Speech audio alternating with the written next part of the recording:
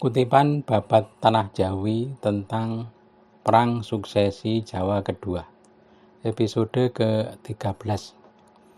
Ki Martoyudo Semarang dibuang ke Jakarta. Beberapa waktu setelah wafatnya Sultan Ibnu Mustafa alias Pangeran Balitar, sang raja kemudian menata kembali para punggawa. Karena Adipati Mangkuprojo telah wafat, jabatan patih kembali disatukan di bawah Patih Danurejo. Ada anak laki-laki Patih Mangkuprojo yang masih muda.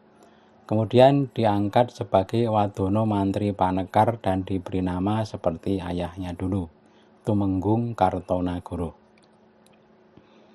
Masih di tahun yang sama, Adipati Semarang Suro Adimanggolo juga wafat. Ki Adipati tidak mempunyai putra laki-laki, tetapi mempunyai keponakan yang sudah diangkat sebagai anak. Dahulu sewaktu Sunan Pakubuwono berada di Semarang sudah diperkenalkan kepada Sunan. Oleh Sunan Pakubuwono si anak diangkat pada kedudukan dengan nama Ngabei Martoyudo. Setelah Adipati Semarang meninggal, si Martoyudo ingin mewarisi jabatan ayah angkatnya. Namun dia hanya memintanya kepada Komisaris Dulkup tanpa melapor kepada sang raja di Kartosuro. Kejadian ini kemudian sampai beritanya kepada Patih Danurejo. Ki Patih sangat marah karena Martoyudo menggampangkan urusan pergantian jabatan. Ki Patih kemudian mengirim utusan memanggil Martoyudo ke Kartosuro. Martoyudo dibawa ke Kartosuro dan untuk sementara disuruh menginap di Kepatihan.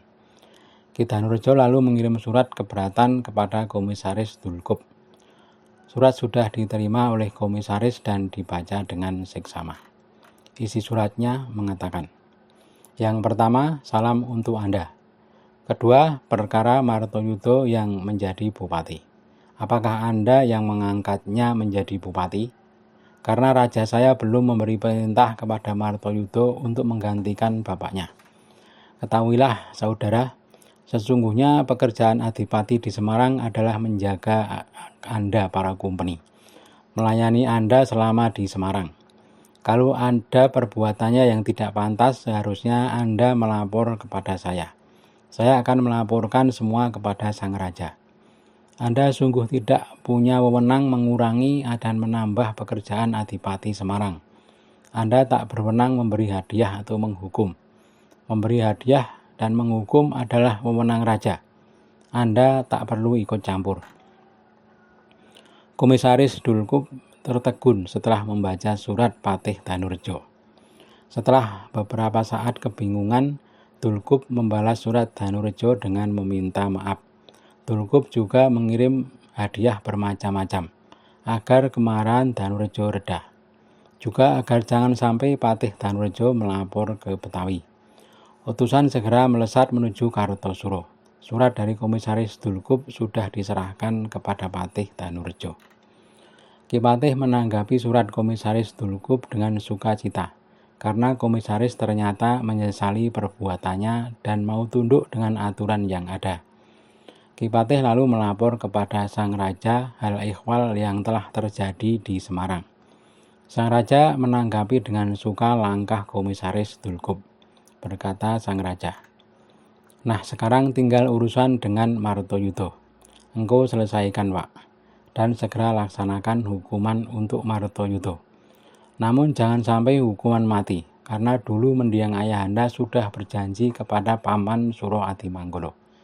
Kalau ada keluarganya yang bersalah, akan terhindar dari hukuman mati. Ingatlah janji itu. Adapun sebagai ganti Adipati di Semarang terserah padamu." Ki Patih menyembah dan berkata, "Kalau Paduka berkenan, Ngabei Gamuluk si Sastro Wijoyo saja yang diangkat sebagai Adipati Semarang. Sepertinya tidak akan membuat celaka kalau dia diserai Semarang. Dan dia sangat patuh kepada raja, si Sastro Wijoyo itu." Berkata sang raja, "Aku serahkan padamu." Ki Patih segera keluar istana untuk melaksanakan perintah sang raja. Sesampai di pagelaran, Ki Ngabei Martoyudo diambil kerisnya dan dikurung di Kepatihan. Ki Patih segera mengirim utusan untuk membawa Ki Martoyudo ke Semarang untuk diserahkan kepada komisaris. Sesampai di Semarang, Martoyudo diterima oleh komisaris dan langsung dikirim ke Jakarta bersama anak istrinya. Komisaris lalu melaporkan bahwa Martoyudo sudah dibuang ke Jakarta. Patih Danurejo dan sang raja sangat bersukacita. Mengulang cerita lama. Setelah mendiang sang Raja Pakubuwono bertakhta kembali di Kartosuro, salah seorang putra yang bernama Pangeran Ngabeyi Loring Pasar pergi ke Tegal. Kumpeni berhasil membujuknya dan membawanya ke Jakarta. Setelah tahta sang ayah digantikan sang adik, Pangeran Ngabeyi diminta agar dibuang ke Tanah Kap. Maka Kumpeni mengirim surat kepada sang raja yang berisi permintaan untuk biaya hidup Pangeran Ngabeyi dan biaya hidup Martoyudo selama di pembuangan. Patih Danurejo kemudian diperintahkan ke Semarang untuk membicarakan besarnya biaya tersebut. Juga sekalian membicarakan kesanggupan pemberian beras 1000 koyan per tahun kepada Kumpeni dahulu. Ki Patih Danurejo segera berangkat ke Semarang. Sesampai di Semarang, Ki Patih menemui komisaris Dulkup.